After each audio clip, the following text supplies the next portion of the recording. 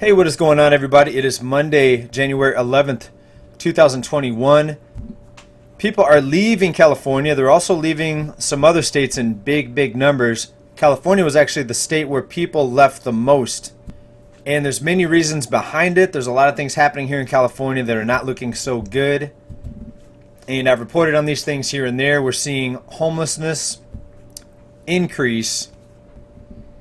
And it's actually, for me, it's noticeable from just 6-month intervals driving into LA, even going into certain parts here in San Diego. I see more and more tents, more people on the streets, under the bridges, under the overpasses. And it's just noticeable from 6 months to 6 months when I drive to LA in different areas where these things are happening the worst. And we're going to talk about which states people are going to and where they're leaving. We know California is number one. We're going to look at the other states where people are leaving, and we're going to examine why. And this is based on a recent data output by U-Haul. And we see that California is number 50 here, making California the state that saw most people leave.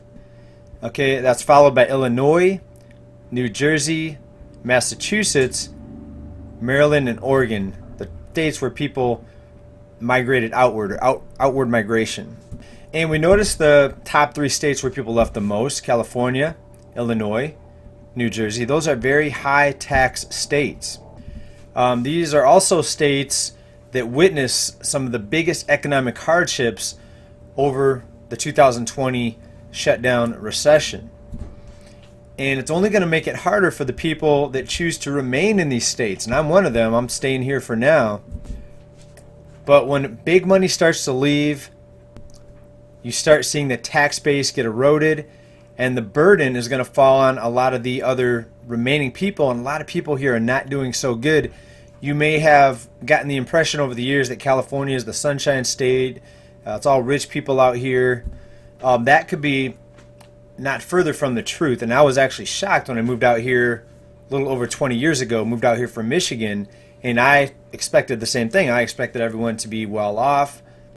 All right, everybody here is rich, well-to-do, very affluent neighborhoods. But even back then, I noticed the poverty. So many people here are on public assistance. Right, and it's true in every state, but California especially because of the cost of living. And we're one of the highest tax states, along with Illinois, New Jersey, and the people that are remaining in those states are going to have a bigger burden on them to pay for the big tax hole that's being left from all the rich leaving those states. All right, now think about this. The tax-paying base, we're already funding all of the people that don't work or cannot work, and we're supposedly paying in and getting a portion of our paycheck taken to help pay for the public areas, of course, roads, parks, you name it. And what's going to happen now when the biggest taxpayers, the wealthy, leave these states? Well, we're going from, 60-70% of people living paycheck to paycheck. Like I said in other videos, it's going to be 80%. It's going to be 90%. And finally, it's only going to be the top 1% that are going to own everything. The bottom 99% is going to be living off of handouts and some sort of payout from the moneymakers. Well, now let's talk about where people are going. States with lower prices and a little more freedom, lower taxes. We have Tennessee, number 1. Last year it was number 12. So Tennessee really got, let's say, invaded this year by out-of-staters. The second most state to have the most people coming to the state in migration is Texas, followed by Florida at number 3, Ohio and Arizona, number 5.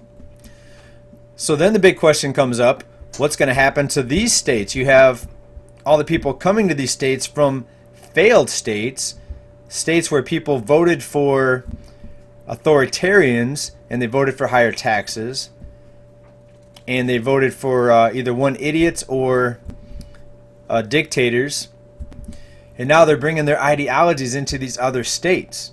So is Texas going to be the new California? And look what's been happening over the past 10 months or so since the infection started spreading. We have thousands and thousands of prisoners being released, especially here in California. And combine that with the economic situation and the financial stress that so many people are in. Millions on the verge of losing their homes. Food lines are surging across the nation. And it's worse in some areas versus other areas. But overall, things are getting more and more dangerous. And the people that are not already criminals, what's going to happen when they're starving, when they can't feed their family, when they lose the roof over their head, right? They are going to be coming after what you have. And all these other states that were considered safe havens or places to get away to and escape the madness, those states are going to be a lot more like the states that the people came from, a lot more like California. Right? So I don't see much light at the end of the tunnel here, folks. Again, we like to stress here that we're seeing the biggest divide in this nation. People are at each other's throats here politically, and it's only going to continue to escalate, continue to get worse. All right, so fasten your seatbelts, and again, be very careful. I like to stress this as often as possible. Be very careful. It's going to get more and more dangerous, in my opinion. All right, always be aware of your surroundings. Try to stay as fit as possible. Do you want someone coming in trying to hurt your family and you're not able to defend yourself? You're not able to fight somebody off because you're so out of shape. If you're out of work or you have extra time, try to use that to exercise. All right, if you're not financially fit, the least you could do is try to be physically fit. All right, also be very careful in these markets as things continue to unfold and the crisis expands. I think we're going to see a lot more volatility. We did see a big pullback in digital assets, as I said would happen. People said I was crazy. People said jump on the train. Nothing goes up in a straight line. Always wait for the correction if you're looking to invest. Or a lot of people are staying out of the markets completely because there's such big volatility headed our way. We're already starting to see it unfold. What's going to happen next? We've got blackouts happening over in Pakistan. The infrastructure here is very delicate, and I expect just eye-popping events to unfold, mind-bending events. Stay well, stay safe, stay prepared, everybody. Come back here for more updates, and we'll talk to everybody very soon. Bye for now. Thank you for watching.